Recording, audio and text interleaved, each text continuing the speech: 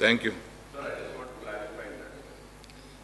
अकबर भाई बहुत रात होगा सर। नहीं सर, मैं सिर्फ क्लैरिफाई करना चाह रहा हूँ sir. The government honourable minister साहब हैड जस्ट सेड दैट कि he will refer the matter to fees fixation committee AFRC.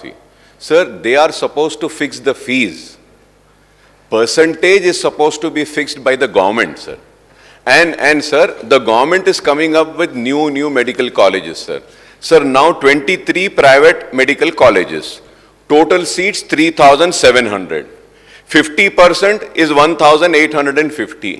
If it is 60%, it is 2,220. That means 370 students will get benefited if it is make 60% in non-minorities. तो उसका मतलब ये है कि you are opening 2 more new medical colleges. This is what I want to make you understand. Please do not take it as an issue of a minority. It is an issue of a meritorious student who are ending up paying in lakhs. 370 students will pay 60,000 instead of paying 13 or 14 lakhs.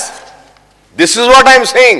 The government has to take a decision by fixing the percentage, sir, not the fees fixation committee, sir.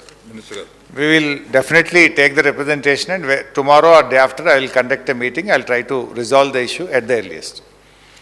No, reply by the ministers is over for short discussion. A second. Now there is one announcement. I have to announce to the House that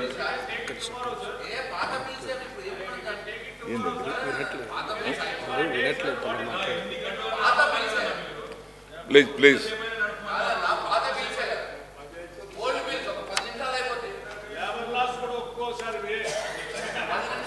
Bhatti garu.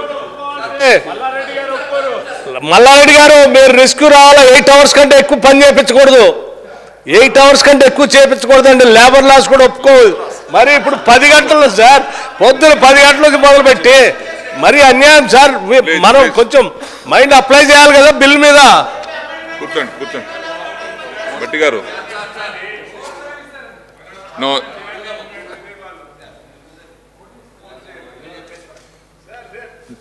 There is an announcement.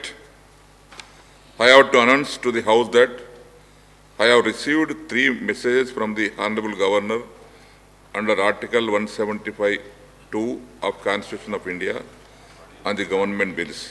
The messages sent by the Honorable Governor are being circulated to the Honorable members for consideration.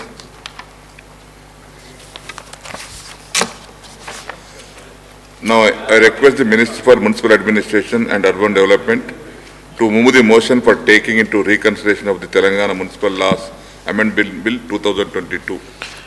Speaker, sir, the Telangana Legislative Assembly has passed the Telangana Municipal Laws Amendment Bill 2022 on 13/09/2022 and sent for the assent to the Governor on 14/09/2022.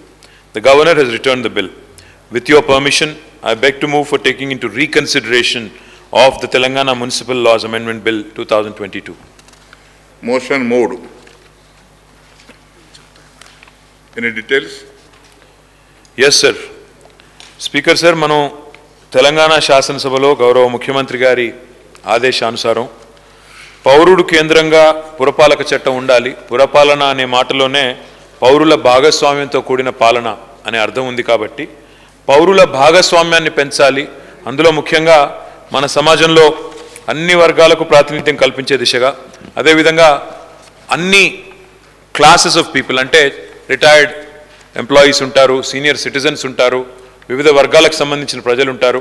కాబట్టి అందరికీ కూడా భాగస్వామ్యాన్ని పెంచే దిశగా, ఎందుకంటే అందరూ కౌన్సిలర్గా పోటీ చేసి లేదా కార్పొరేటర్లుగా పోటీ చేసి గెలవలేరు కాబట్టి ప్రత్యక్ష ఎన్నికల్లో పాల్గొని మాత్రమే గెలిచి వచ్చేవాళ్ళు కాదు.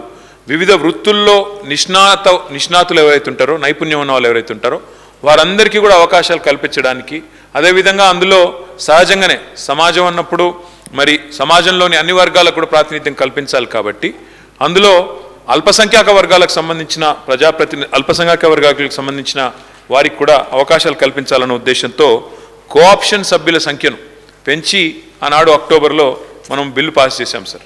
కానీ ఈరోజు గవర్నర్ గారు ఆ విషయంలో కొన్ని అభ్యంతరాలు వ్యక్తం చేశారు.